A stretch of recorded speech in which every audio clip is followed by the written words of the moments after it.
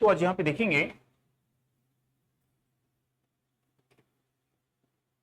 Nuclear power plant.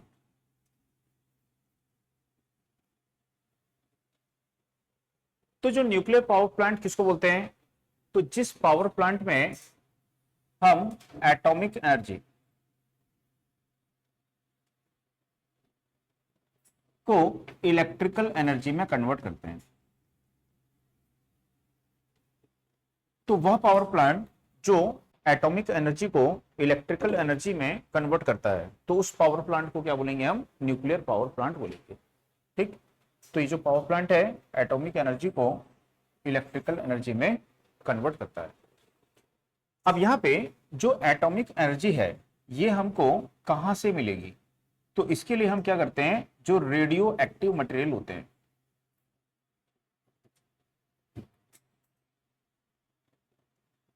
तो radio active material जो होते हैं इनका यूज करते हैं एज अ फ्यूल।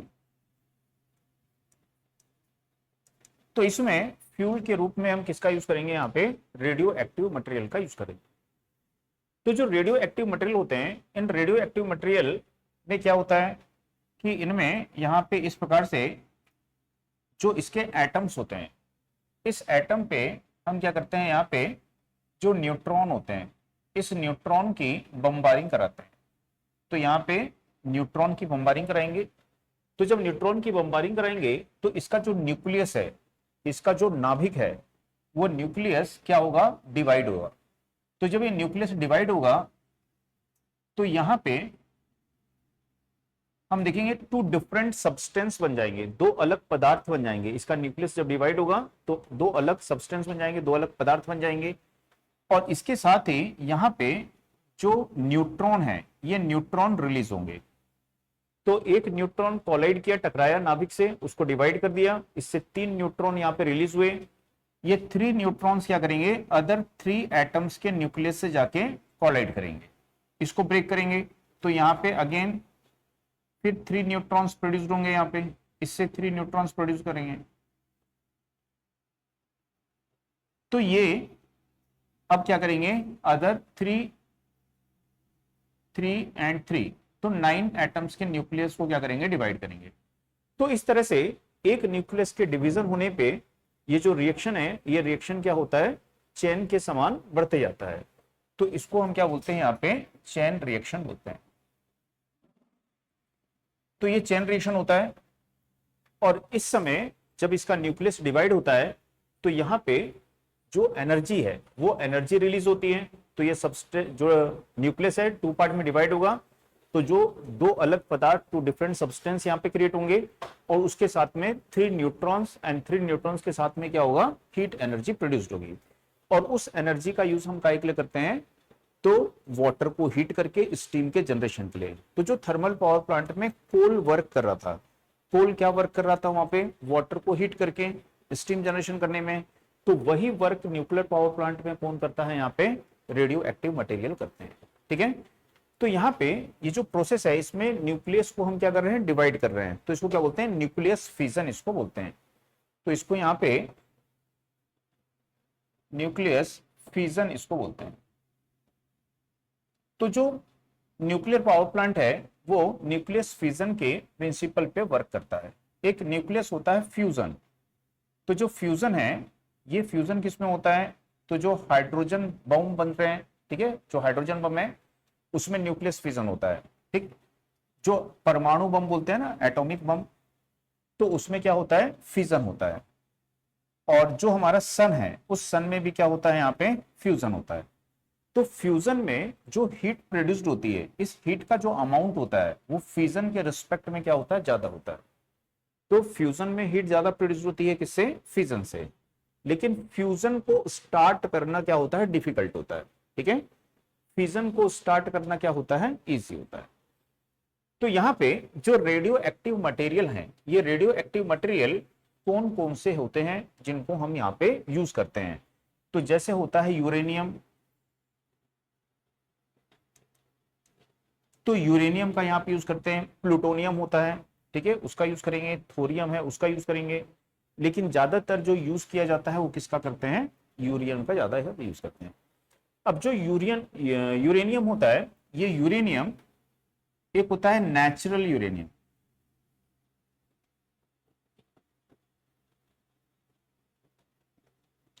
और दूसरा होता है एनरिच्ड यूरेनियम। तो जो नेचुरल यूरेनियम होता है, इस नेचुरल यूरेनियम में को हम बोलते हैं यूरेनियम 235। तो इसमें जो यूरेनियम की वैल्यू होती है, यूरेनियम 235 की वैल्यू जो होती है बहुत कम होती है। कितनी होती है? ओनली 0.7% होती है। यदि इसको एनरिच्ड करेंगे यानी कि इसमें यूरेनियम 235 की वैल्यू क्या होगी, वहां पे इंक्रीज हो जाएगी। और यदि इंक्रीज हो जाएगी तो उससे हम क्या कर सकते हैं, फिर लार्ज अमाउंट में, ठीक है, न्यूक्लियस फिजन करा सकते हैं और वहां पे हीट प्रोड्यूस कर सकते हैं। तो एनरिचमेंट करने के बाद में इसी का यूज काय के लिए करते हैं? एटॉमिक बम बनाने के लिए भी किया जाता है। ठीक है, तो जैसे अभी देखे थे कि ईरान की और इजराइल का जो वॉर हुआ था, तो जो ईरान है उसने ये जो एनरिच कर लिया था यूरेनियम को, लगभग कितना कर लिया था उसने? 90% एनरिच कर लिया था। जो 0.7% होता है उसको इंक्रीज करके कितना कर लिया उसने? 90%। यदि ये 95% या 100% के आसपास हो जाएगा तो उसका फिर यूज काय के लिए कर सकते हैं? बम बनाने के लिए कर सकते हैं। तो इसी के कारण वहां पे पूरा जो वॉर हुआ था इसी के कारण हुआ था, है ना। जो इंटेलिजेंस होते हैं ना, उसे खुफिया सूत्र उन सब से पता चल जाता है। तो उस समय फिर उसके ऊपर अटैक किया गया कि वो न बना पाए। ठीक है, तो समझना है इतना। तो पहले इसको नोट करिए, फिर इसको आगे देखते हैं इसका ब्लॉक डायग्राम, और फिर उसको समझते हैं कि इसमें होता क्या है। तो उसमें नोट करिए पहले एक लाइन, वह पावर प्लांट जो एटॉमिक एनर्जी को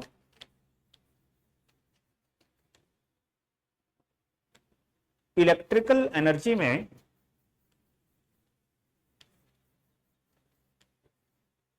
कन्वर्ट करता है, एटॉमिक एनर्जी को इलेक्ट्रिकल एनर्जी में कन्वर्ट करता है, न्यूक्लियर पावर प्लांट कहलाता है।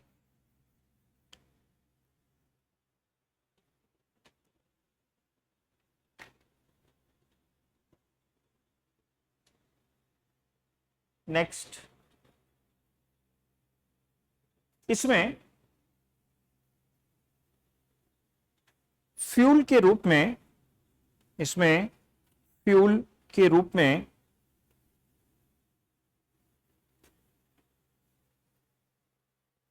रेडियो एक्टिव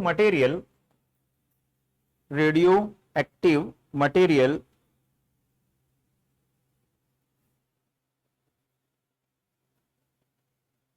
यूरेनियम 235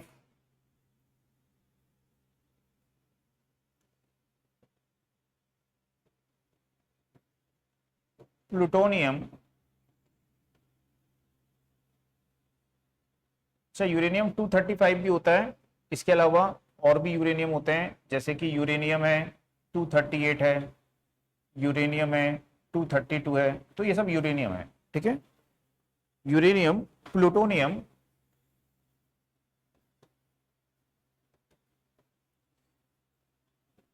तो प्लूटोनियम जो होता है ये होता है Pu-239।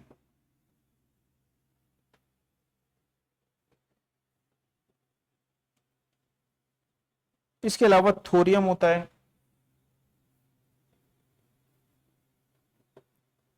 तो थोरियम होता है 232।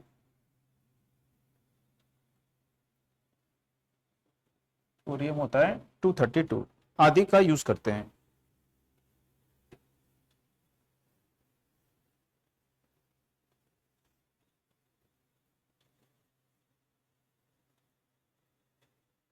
तो ये यहाँ पे फ्यूल के रूप में यूज किए जाते हैं। तो ज्यादातर यूज किसका करते हैं? यूरेनियम का करते हैं, यूरेनियम 235। उसके बाद में नेक्स्ट किए, यह पावर प्लांट न्यूक्लियस फिजन, यह power plant nucleus fission nucleus fission के प्रिंसिपल पर वर्क करता है। न्यूक्लियस फिजन के प्रिंसिपल पर वर्क करता है। अब इसका ब्लॉक डायग्राम देखते हैं पहले, एक सिंपल समझने के लिए कैसा होता है, ये वर्क कैसे करेगा।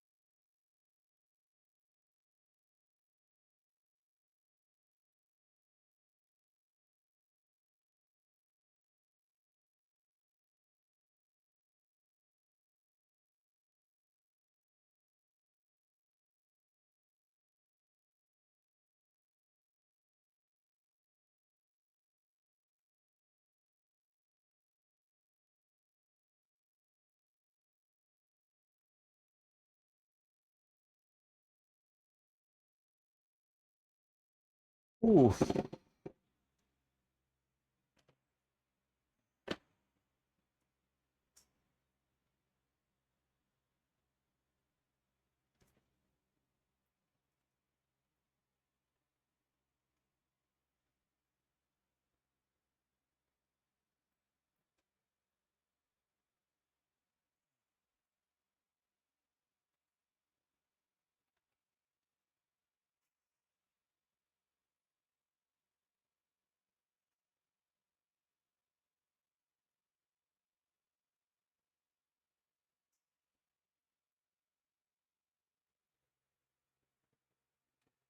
तो ये एक ब्लॉक डायग्राम है जो न्यूक्लियर पावर प्लांट है। तो न्यूक्लियर पावर प्लांट जो होता है इसमें ये होता है इसका एटॉमिक रिएक्टर। तो एटॉमिक रिएक्टर जो होता है इसको क्या बोलते हैं कि ये क्या है, heart of nuclear power plant. तो ये न्यूक्लियर पावर प्लांट का हार्ट होता है। तो जो एटॉमिक स्ट्रक्चर है ये एक इसमें हैवी स्ट्रक्चर होता है, ठीक है। इसकी जो वॉल होती हैं ये वॉल कई मीटर चौड़ी बनाई जाती हैं। और ये किसकी बनाई जाती हैं, तो इसकी वॉल को बनाने के लिए हम यूज करते हैं cement, concrete, steel, lead, cadmium. तो इनका यूज करते हैं क्योंकि जो इसके अंदर में मटेरियल यूज करने वाले हैं वो मटेरियल कैसा है, रेडियो एक्टिव मटेरियल है। तो जो रेडियो एक्टिव मटेरियल होता है उस मटेरियल से क्या होता है, ठीक है, रेडिएशन निकलता है, रेडियो एक्टिव रेडिएशन होता है उसमें। तो जो रेडिएशन होता है उसमें अल्फा बीटा पार्टिकल होते हैं और गामा रेज होती हैं। तो ये जो है हाई वेलोसिटी, इनकी वेलोसिटी कैसी होती है, हाई। और जो रे है उसकी जो वेवलेंथ है वो वेवलेंथ कैसी होती है, शॉर्टर होती है। तो शॉर्टर होती है तो वो काफी डीपली पेनेट्रेट करती है। तो यदि हमारी स्किन से आके टकराएगी तो स्किन को क्या करेगी, वो बर्न कर देगी, जला देगी, ठीक। तो जिसके कारण स्किन बर्न होने से डिफरेंस डिसीज वहां पे होती हैं, जैसे कैंसर वगैरह भी हो जाता है वहां पे। तो यहाँ पे ये जो पार्टिकल है और जो रे है ये किससे निकलता है, यहाँ पे रेडियो एक्टिव मटेरियल से निकलता है और ये बहुत हार्मफुल होता है। तो यहाँ पे जो रेडियो एक्टिव रेडिएशन है वो इस रिएक्टर के बाहर नहीं आना चाहिए। तो इस रिएक्टर के बाहर नहीं आना चाहिए तो हमको क्या करना पड़ेगा, रेडियो एक्टिव रेडिएशन से इसको शील्डिंग प्रोवाइड करनी पड़ेगी। तो वो शील्डिंग प्रोवाइड करने के लिए ही हम क्या करते हैं, यहाँ पे जो ये रिएक्टर होता है इस रिएक्टर की वॉल को काफी थिक बनाते हैं, काफी मोटा बनाते हैं। और जो शील्डिंग मटेरियल है जो रेडियो एक्टिव रेडिएशन को रोकेंगे, तो वो रोकने वाले मटेरियल कौन होते हैं, सीमेंट, कंक्रीट, ये भी रेडियो एक्टिव रेडिएशन को शील्ड करता है, उसको रोकता है। स्टील, लेड, कैडमियम, तो इसलिए इनका यूज किया जाता है, ठीक। अब इस रिएक्टर के अंदर में ही हम क्या कराते हैं, यहाँ पे न्यूक्लियर फिजन कराते हैं। तो न्यूक्लियर फिजन जो है वो इस रिएक्टर के अंदर में ही कराएंगे। हीट जो प्रोड्यूस्ड होगी इसी के अंदर होगी, चेन रिएक्शन होगा इसी के अंदर होगा, तो सभी काम इसी के अंदर होते हैं। तो इसलिए इसको क्या बोलते हैं हम यहाँ कि इसका क्या है, हार्ट होता है, यानी इसका मेन पार्ट कौन सा होता है, ये रिएक्टर होता है, ठीक। अब इस रिएक्टर के अंदर में क्या होता है, तो इस रिएक्टर के अंदर में हम देखेंगे कि सबसे पहले हम रखते हैं फ्यूल को। तो जो हमारा फ्यूल है वो क्या है, रेडियो एक्टिव मटेरियल है यहाँ पे, ठीक है। तो फ्यूल आपका है यहाँ पे रेडियो एक्टिव मटेरियल है ये। तो इसकी होती है एक रॉड, तो एक फ्यूल रॉड होता है, उस फ्यूल रॉड को यहाँ पे यूज करते हैं। उस रॉड में फ्यूल लगा होता है, फ्यूल यानी कि रेडियो एक्टिव मटेरियल लगा होता है, तो उसको यहाँ पे रख दिए। तो ये जो व्हाइट कलर से दिख रहा है ये क्या है, आपका फ्यूल रॉड है। अब इस फ्यूल रॉड को लगा करके इसको चारों तरफ से क्या कर देते हैं, हम कवर कर देते हैं। किससे कवर कर देते हैं, मॉडरेटर से। तो इसको हम क्या करेंगे, चारों तरफ से मॉडरेटर के द्वारा कवर कर देंगे। तो मॉडरेटर जो होता है इसका वर्क क्या होता है, तो मॉडरेटर का वर्क होता है कि हम यहाँ पे जो सोर्स है इस सोर्स से क्या करेंगे, न्यूट्रॉन की बम्बारिंग कराएंगे। तो इनिशियली जब हमको रिएक्शन स्टार्ट करना है तो बम्बारिंग करानी पड़ती है, उसके बाद जरूरत नहीं आती, अपने आप ही न्यूट्रॉन जो है वो न्यूक्लियस के डिवाइड होने पर, न्यूक्लियस के फिजन होने पर जो न्यूट्रॉन है वो अपने आप ही रिलीज होते हैं। तो यहाँ पे देखेंगे कि जो न्यूट्रॉन है, न्यूट्रॉन की जब हम बम्बारिंग कराते हैं तो न्यूट्रॉन की जो वेलोसिटी होती है वो वेलोसिटी कैसी होती है, वेरी हाई वेलोसिटी होती है। तो न्यूट्रॉन की जो इनिशियल वेलोसिटी होती है वो लगभग लगभग यहां पे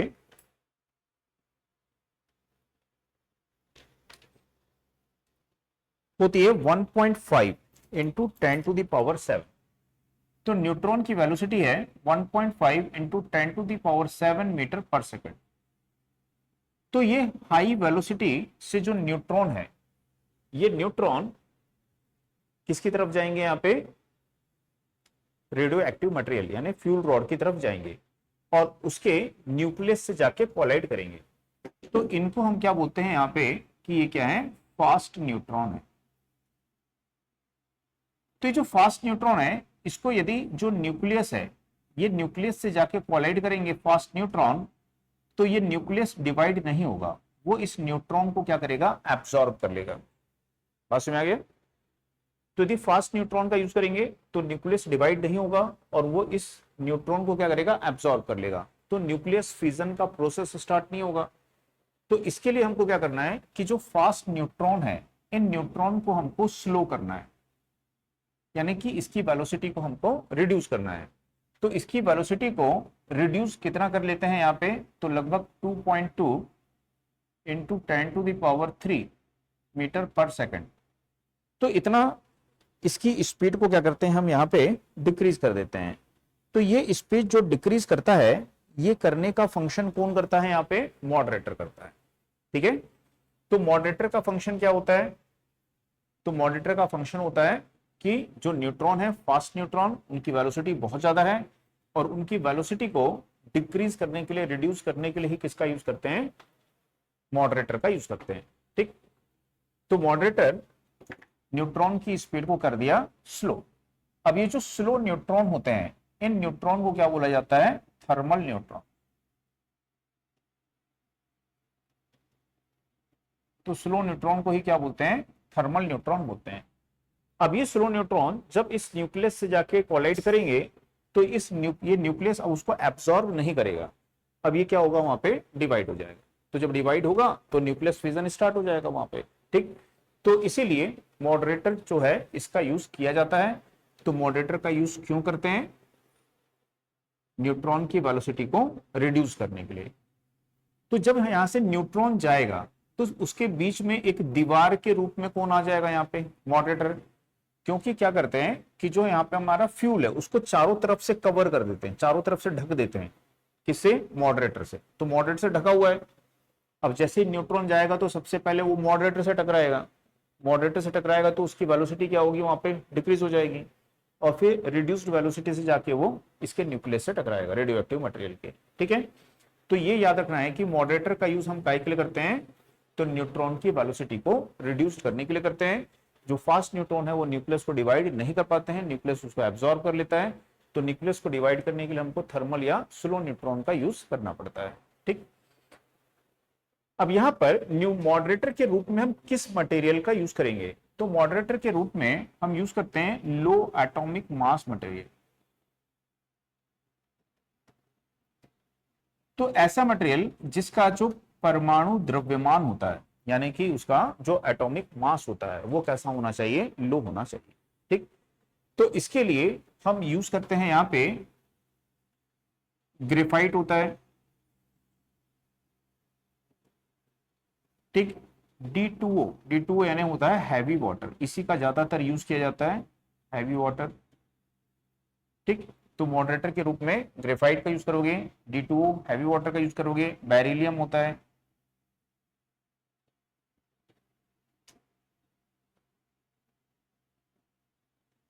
तो बेरिलियम है, इसका यूज करेंगे। ठीक है। इसके अलावा पैराफिन वगैरह होता है, उसका भी यूज किया जाता है मॉडरेटर के रूप में। तो पैराफिन है, ग्रेफाइट है, हैवी वाटर है, बेरिलियम है। तो इनका यूज करते हैं हम एज अ मॉडरेटर, जो न्यूट्रॉन की वेलोसिटी को डिक्रीज करता है। और वो मटेरियल कैसा होना चाहिए, लो एटॉमिक मास मटेरियल होना चाहिए। ठीक। अब यहां पे कौन आ गया इसके पास में, न्यूट्रॉन।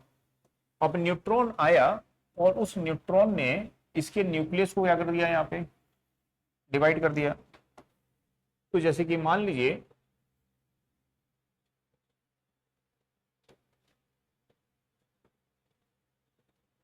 हम यहां पे यूज कर रहे हैं यूरेनियम 235, और यूरेनियम 235 से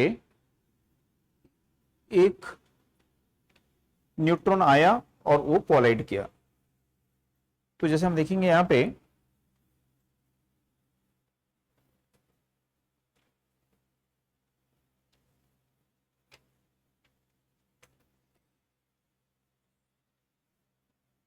कि ये है यूरेनियम 235।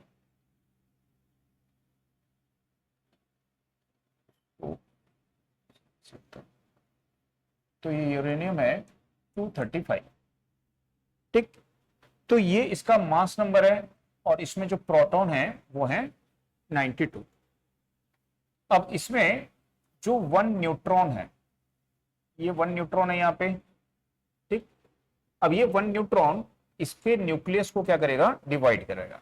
तो जब इसको ये डिवाइड करेगा तो यहाँ पे 2 डिफरेंट सब्सटेंस, एक बनेगा बैरियम और दूसरा बनेगा यहाँ पे क्रिप्टॉन। तो इसमें प्रोटॉन है 36 और इसका जो मास नंबर है वो है 94। इसके साथ में ये 3 न्यूट्रॉन्स को रिलीज करेगा। साथ में यहां पे जो है एनर्जी, कौन सी एनर्जी, हीट एनर्जी, ये हीट एनर्जी प्रोड्यूस्ड होगी। बात समझ में आ गई कि जब हमने इसके एक न्यूक्लियस पे न्यूट्रॉन की बम्बारिंग की, तो न्यूट्रॉन की बम्बारिंग करने से यहाँ पे क्या हो गए, 3 न्यूट्रॉन प्रोड्यूस्ड हो गए। ये न्यूक्लियस जब डिवाइड हुआ तो यहाँ पे 2 डिफरेंट सब्सटेंस बन गए। एक बन गया यहाँ पे बेरियम और दूसरा क्या बन गया, क्रिप्टॉन बन गया। इसके साथ ही जो हीट एनर्जी है, ये हीट एनर्जी भी यहाँ पे प्रोड्यूस्ड हुई। तो यदि हम 1 फिजन कराते हैं, 1 फिजन ऑफ यूरेनियम 235 का कराते हैं,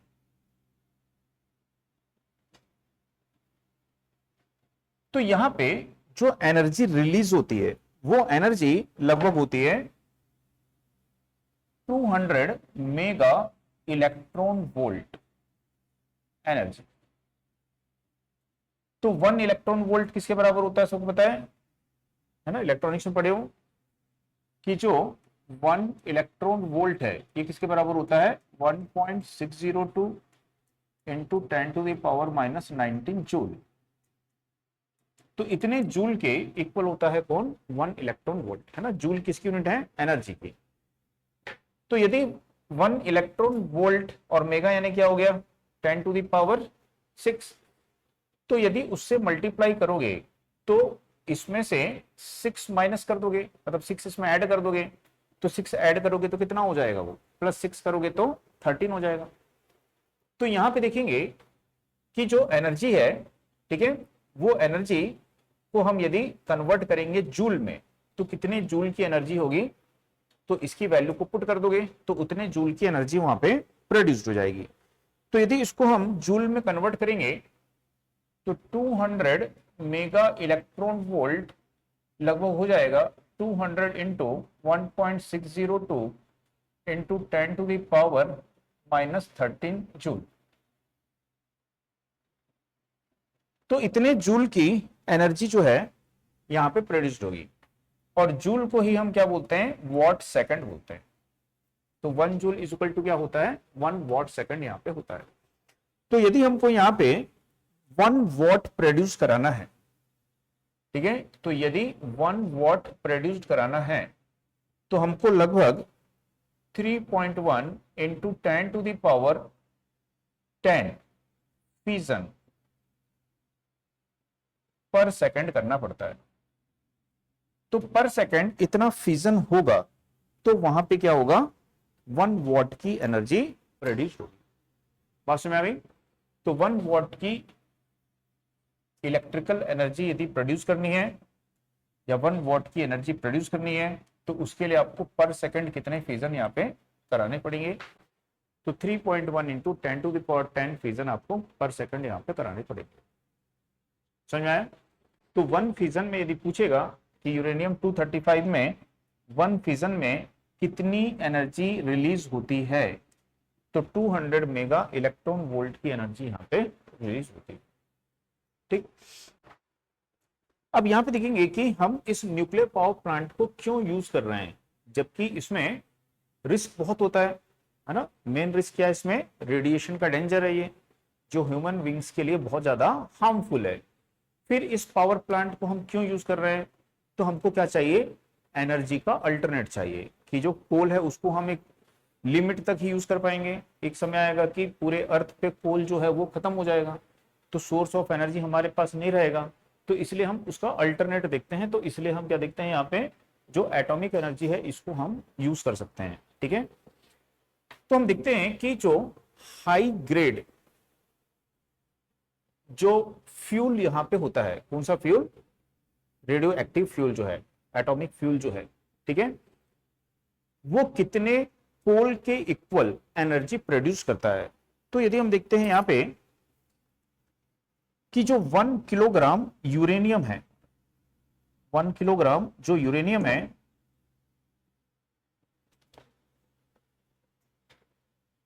तो 1 किलोग्राम ऑफ प्योर यूरेनियम, तो प्योर यूरेनियम का मतलब है,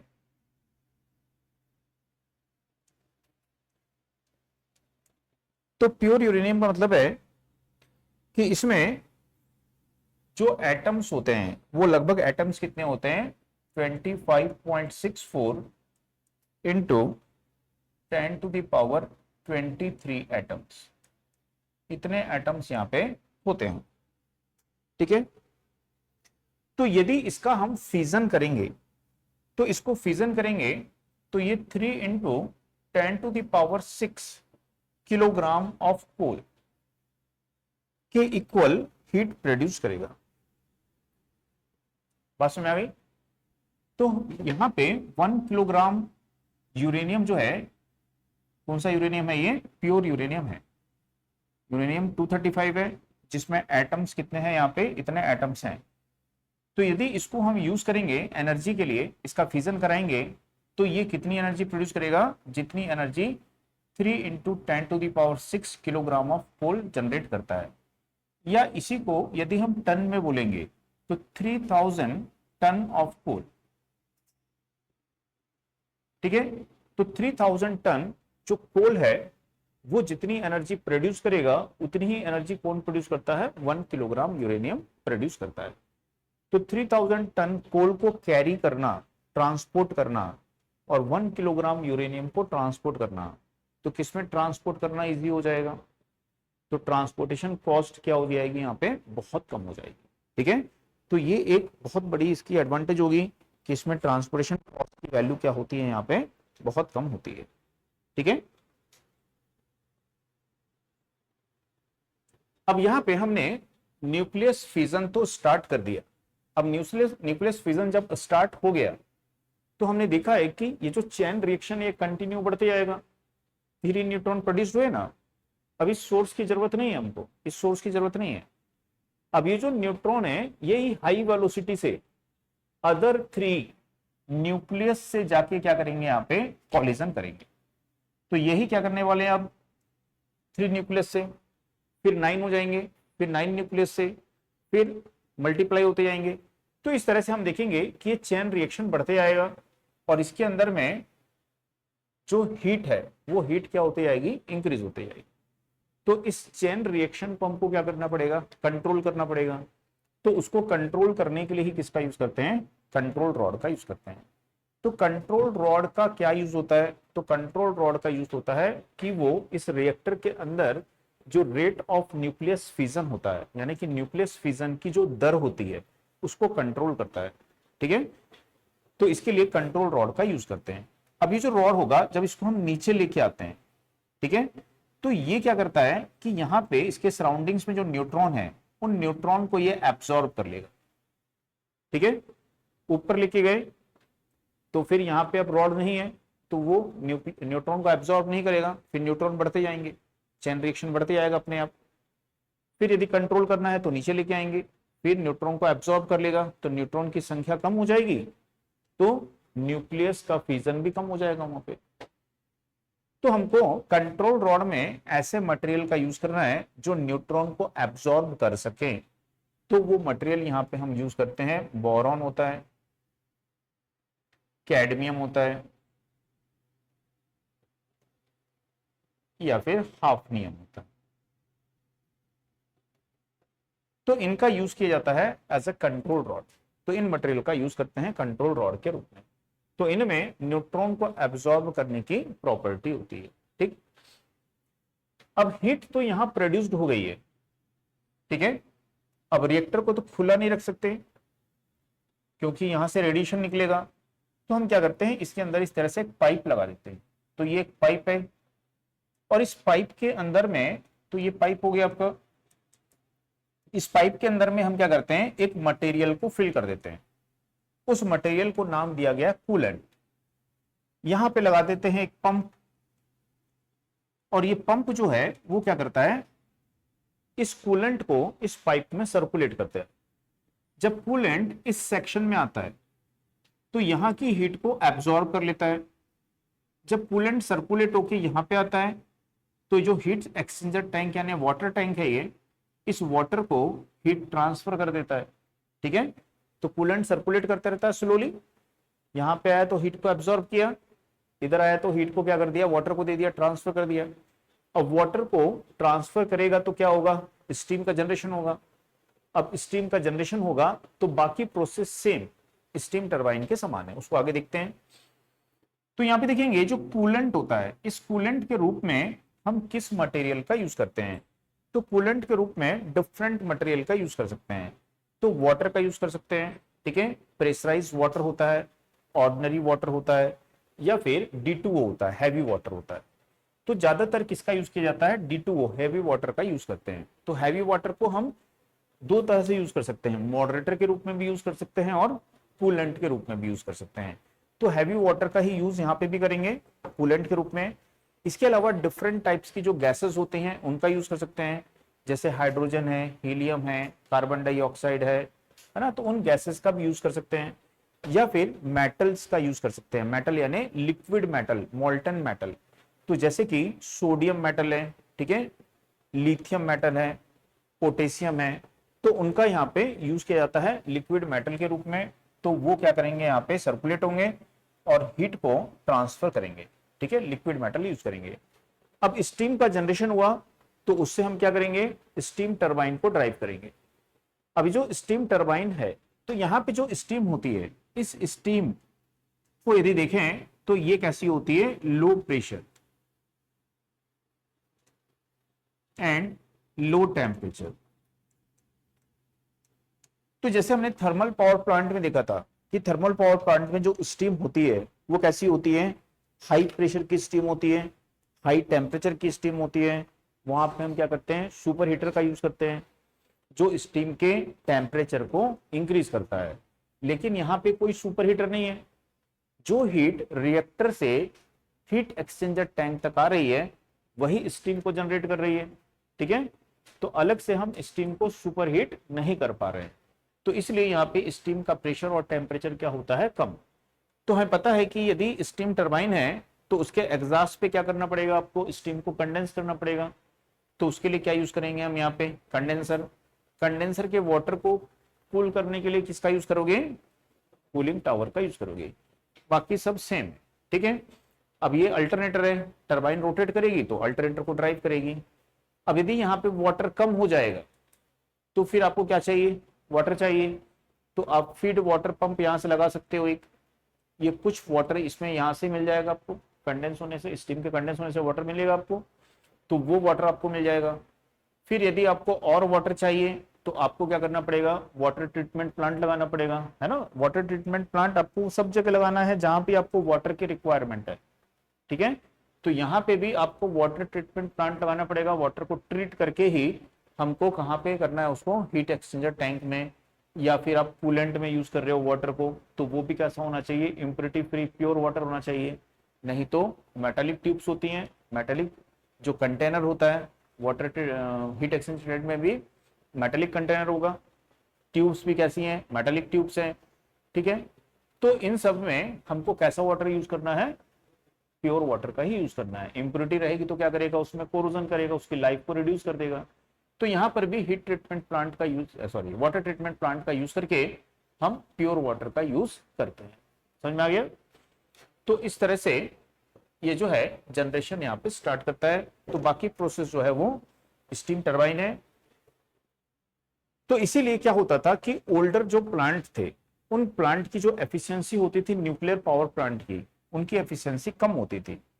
लेकिन आजकल जो एफिशिएंसी है न्यूक्लियर पावर प्लांट की, वो कितनी है, 30 to 40%। तो न्यूक्लियर पावर प्लांट की एफिशिएंसी कितनी है आजकल, 30 to 40% है। जो पुराने प्लांट थे उनकी एफिशिएंसी कम होती थी, ठीक है। तो अभी जो प्लांट है उन सभी की एफिशिएंसी 30 से 40 के बीच में यहाँ पे रहती है। क्यों कम होती थी, क्योंकि स्टीम का प्रेशर और टेम्परेचर क्या होता है, कम। तो स्टीम टरबाइन की एफिशिएंसी किस पर डिपेंड करती है, स्टीम के प्रेशर टेम्परेचर पे। तो यहाँ पे जो स्टीम टरबाइन है उसकी जो एफिशिएंसी होगी वो कम रहेगी, किसकी तुलना में, थर्मल पावर प्लांट की तुलना में, ठीक है। तो इतना समझ में आया। तो इसमें आप लोग जो लिखे हो ना, उसी के नीचे में लिखिएगा, हेडिंग डाल लेना, atomic reactor, atomic reactor.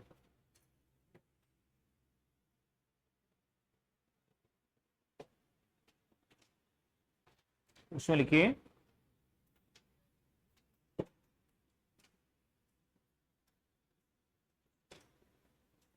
Atomic reactor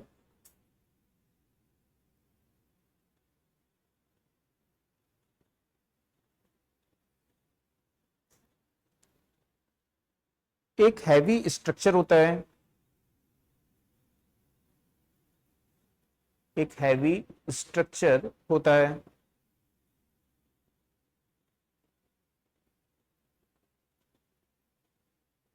इसमें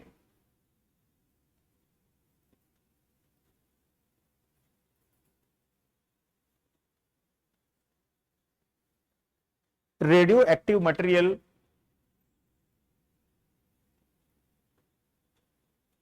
को फ्यूल रॉड में रखकर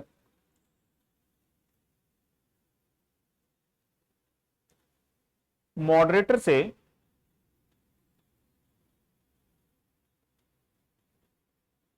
कवर करते हैं।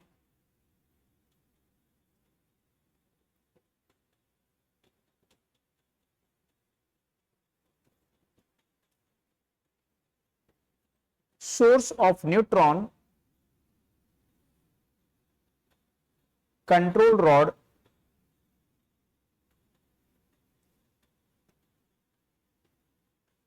आदि का यूज करते हैं।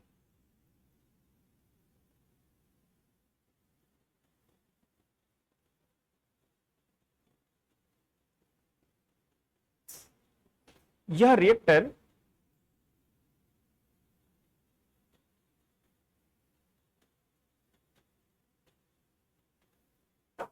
सीमेंट, कंक्रीट,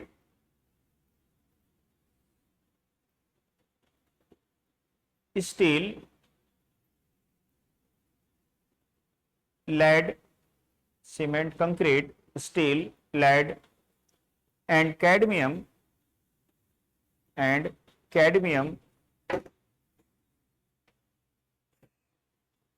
आदि से कंसिस्ट होता है।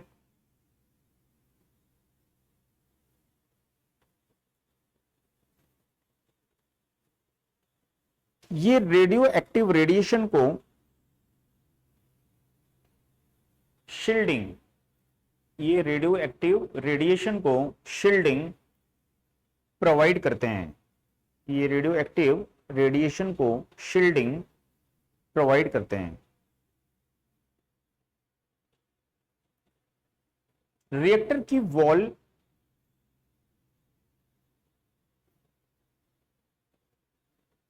वेरी थिक, ब्रैकेट में लिख लो few meter, very thick few meter होती है। हाँ, रिएक्टर की वॉल, रिएक्टर की जो दीवार है उसकी जो वॉल है फ्यू मीटर थिक होती है, फ्यू मीटर थिक होती है। नेक्स्ट,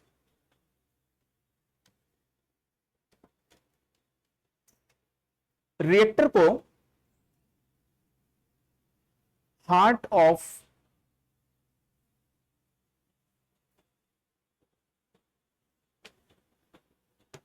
पावर प्लांट कहते हैं, हार्ट ऑफ पावर प्लांट कहते हैं।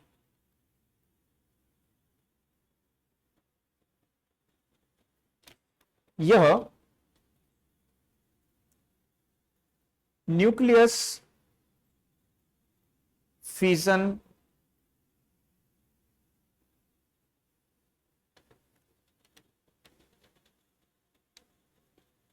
को, न्यूक्लियस फिजन को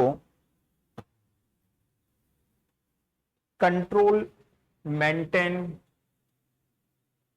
कंट्रोल एंड मेंटेन करता है। तो ये इतना स्ट्रांग होना चाहिए कि ये न्यूक्लियस फिजन को सहन कर सके, है ना। तो इसलिए इसकी जो वॉल है वो कैसी होती है, यहाँ पे थिक होती हैं। तो ये न्यूक्लियस फिजन को कंट्रोल और मेंटेन कर सके, इतनी कैपेसिटी इसकी यहाँ पे होनी चाहिए। उसके बाद में नेक्स्ट किएगा,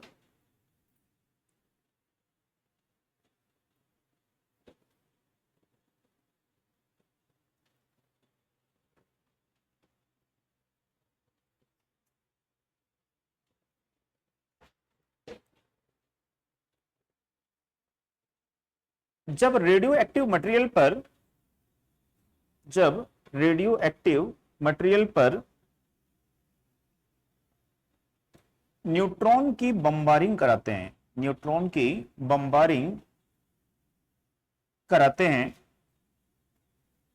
तो उसका न्यूक्लियस डिवाइड होता है।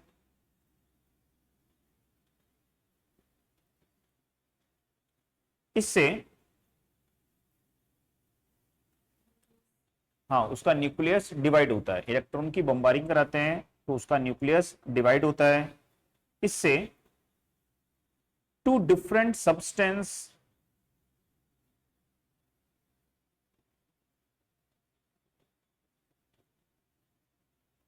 एनर्जी एंड 3 न्यूट्रॉन प्रोड्यूस्ड होते हैं।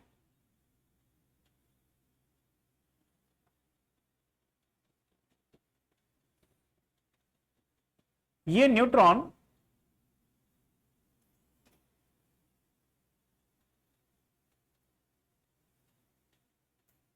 थ्री अदर न्यूक्लियस को डिवाइड करते हैं।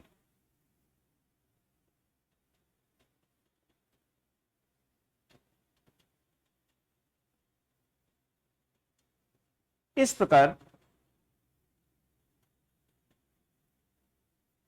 न्यूक्लियस फिजन, इस प्रकार nucleus fission chain reaction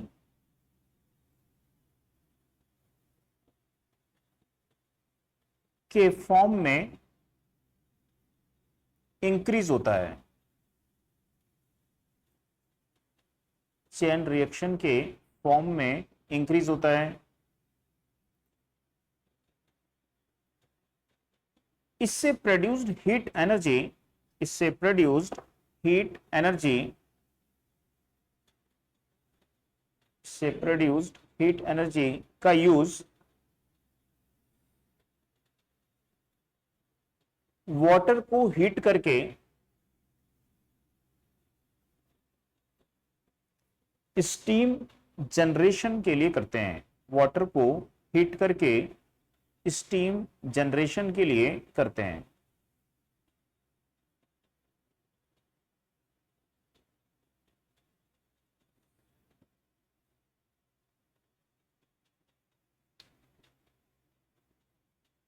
steam turbine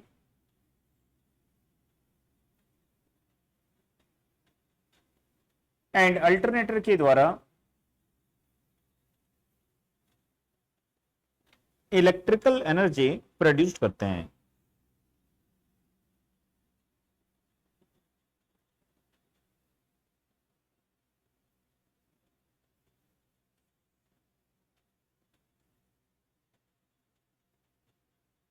ठीक, उसके नीचे ये लिख लो आप, ये लिख लियो क्या, इसको लिख लो यूरेनियम 235, है ना। 235 क्या है, उसका मास नंबर है।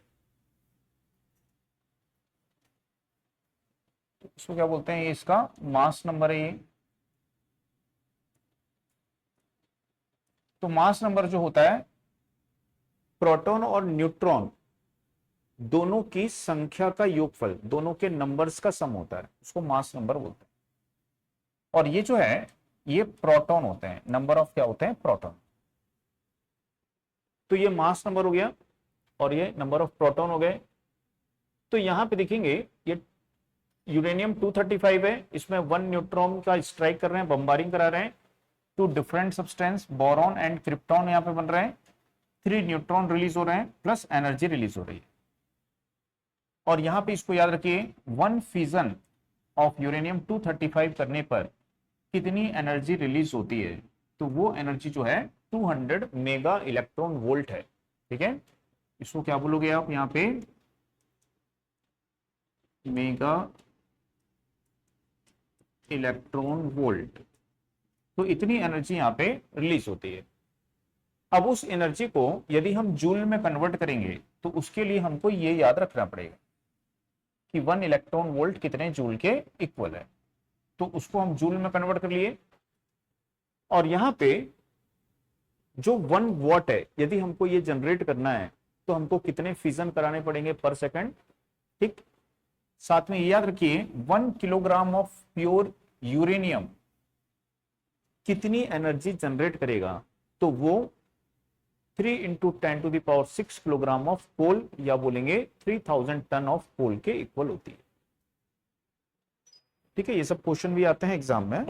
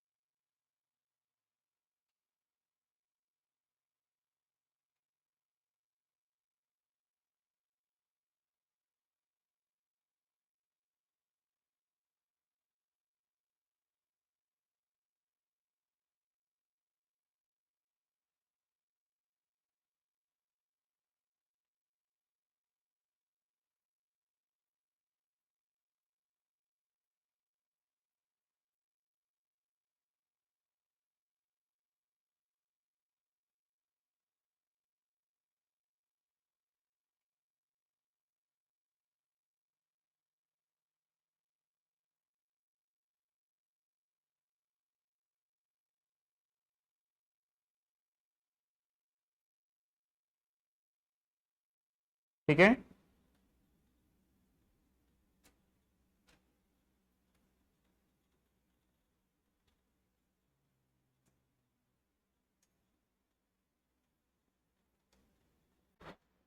नोट कर लिए।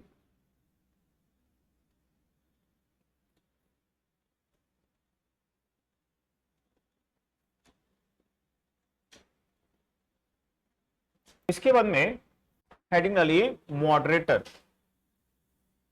मॉडरेटर, मॉडरेटर हेडिंग डाल लूं।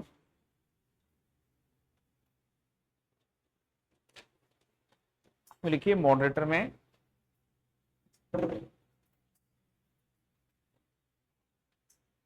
लिखिए मॉडरेटर के रूप में, मॉडरेटर के रूप में लो एटॉमिक मास मटेरियल, मॉडरेटर के रूप में लो एटॉमिक मास मटेरियल जैसे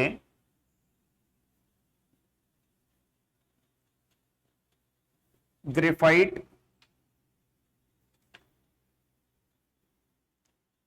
हैवी वाटर भारी जल, हैवी वाटर, तो हैवी वाटर को शॉर्ट में क्या लिखते हैं, D2O, D2O, heavy water D2O, beryllium, beryllium,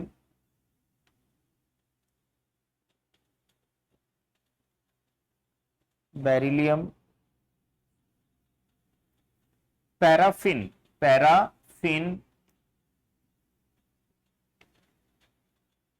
PARAFFIN, paraffin आदि का यूज करते हैं।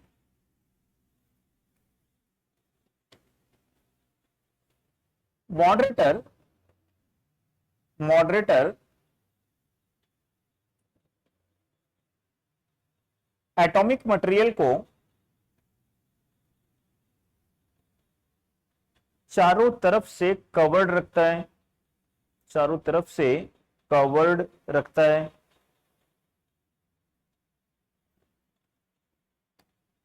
नेक्स्ट, मॉडरेटर का यूज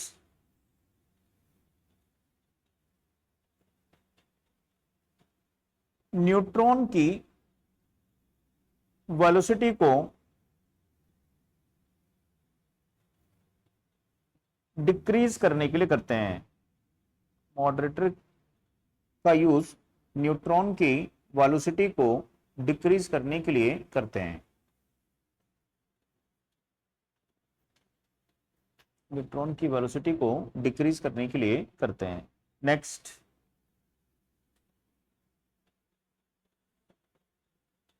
तो ये मॉडरेटर का फंक्शन है। उसके बाद में पैराग्राफ चेंज कर लिखिए, न्यूट्रॉन की velocity very high 1.5 into 10 to the power 7, 1.5 into 10 to the power 7 metre पर सेकेंड होती है। इन्हें फास्ट न्यूट्रॉन कहते हैं, इन्हें फास्ट न्यूट्रॉन कहते हैं। ये न्यूट्रॉन जब यूरेनियम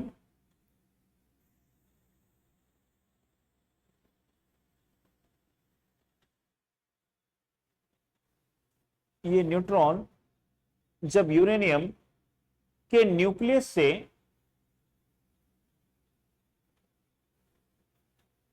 स्ट्राइक करते हैं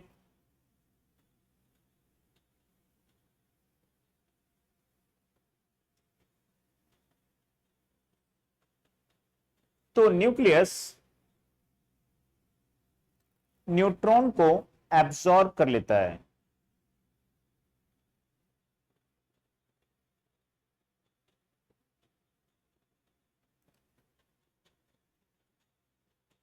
इसलिए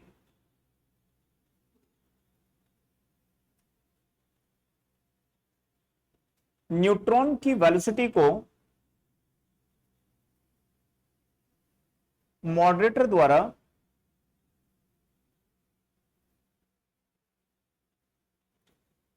to point two into 10 to the power 3 meter पर second, 2.2 into 10 to the power 3 meter पर सेकेंड तक रिड्यूस करते हैं।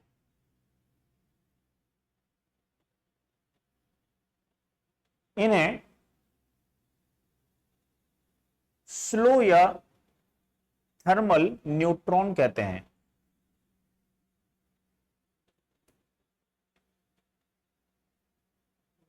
इन्हें स्लो या थर्मल न्यूट्रॉन कहते हैं। तो न्यूट्रॉन की वेलोसिटी रिड्यूस्ड हो गई ना, तो उनको क्या बोलते हैं फिर, स्लो या थर्मल न्यूट्रॉन कहते हैं। इससे uranium 238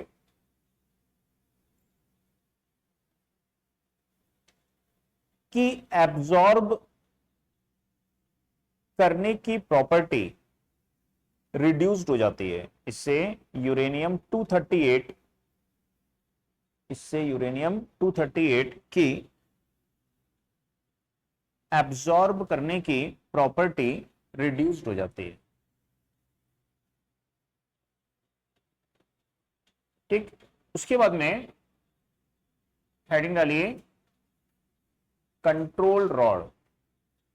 control rod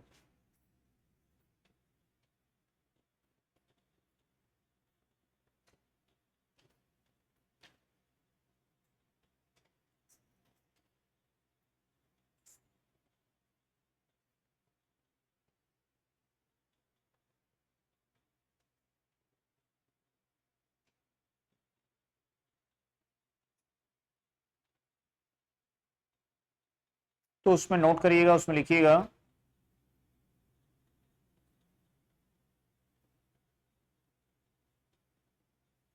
control rod में एटॉमिक रिएक्टर में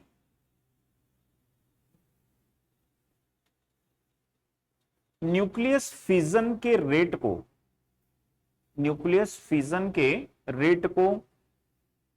कंट्रोल करने के लिए न्यूक्लियस फिजन के रेट को कंट्रोल करने के लिए कंट्रोल रॉड का यूज करते हैं। कंट्रोल रॉड का यूज करते हैं। नेक्स्ट, कंट्रोल रॉड के रूप में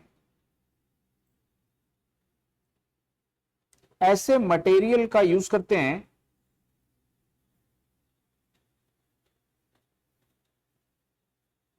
जिनमें न्यूट्रॉन को एब्जॉर्ब करने की प्रॉपर्टी होती है। जिनमें न्यूट्रॉन को एब्जॉर्ब करने की प्रॉपर्टी होती है। जैसे बोरॉन,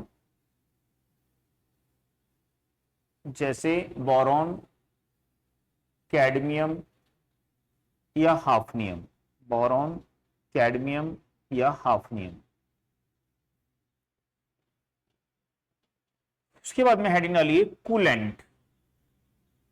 कूलेंट सबसे टॉप में, कूलेंट उसमें लिखिएगा कूलेंट में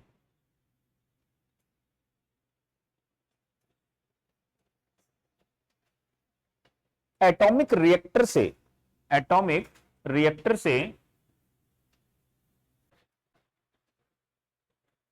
हीट को एटॉमिक रिएक्टर से हीट को हीट एक्सचेंजर टैंक तक ट्रांसफर करने के लिए हीट एक्सचेंजर टैंक तक ट्रांसफर करने के लिए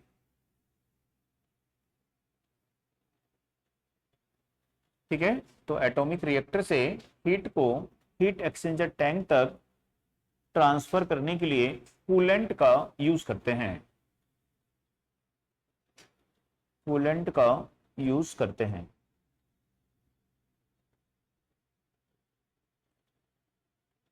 नेक्स्ट, कूलेंट के रूप में heavy water D2O, heavy water D2O,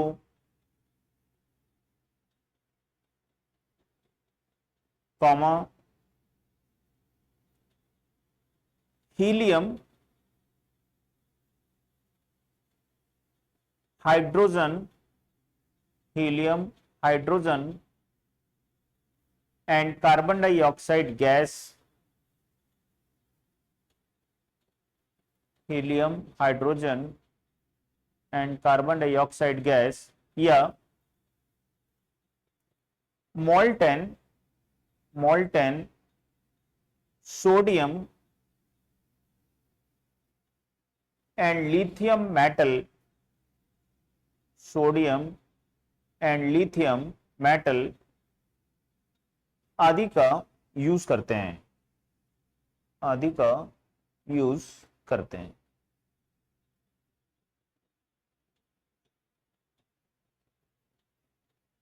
next paragraph change कर लिखिए। Heat exchanger tank, heat exchanger tank में वाटर को हीट करके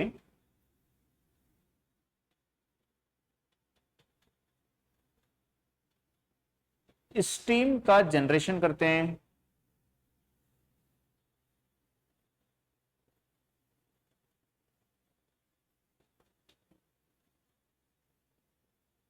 इसका प्रेशर एंड टेम्परेचर, इसका pressure and temperature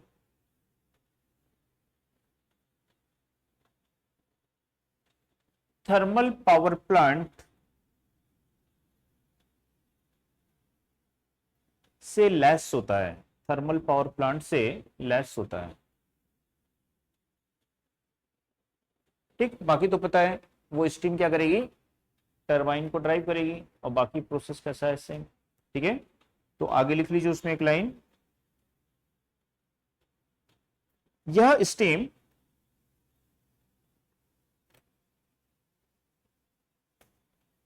steam turbine को ड्राइव करती है,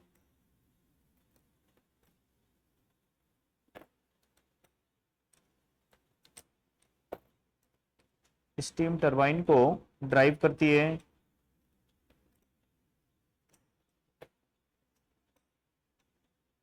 टरबाइन टरबाइन के एग्जॉस्ट में, टरबाइन के एग्जॉस्ट में स्टीम को कंडेंस करने के लिए, टरबाइन के एग्जॉस्ट में स्टीम को कंडेंस करने के लिए कंडेंसर का यूज करते हैं। टरबाइन के एग्जॉस्ट में स्टीम को कंडेंस करने के लिए कंडेंसर का यूज करते हैं।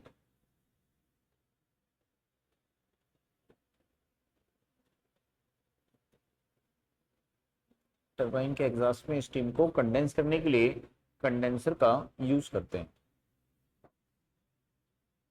नेक्स्ट ये, इस प्लांट में भी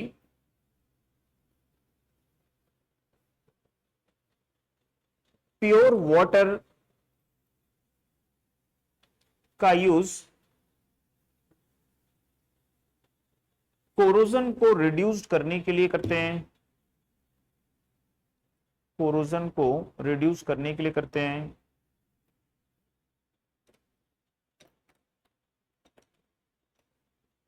इसके लिए वाटर ट्रीटमेंट प्लांट, इसके लिए वाटर ट्रीटमेंट प्लांट का यूज करते हैं, इसके लिए वाटर ट्रीटमेंट प्लांट का यूज करते हैं। तो वाटर को हम प्योर कैसे करेंगे, तो उसके लिए हमको वाटर ट्रीटमेंट प्लांट का यूज करना पड़ेगा, तो इसके लिए वाटर ट्रीटमेंट प्लांट का यूज करते हैं। ठीक, तो आज इतना ही देखते हैं, बाकी नेक्स्ट क्लास में।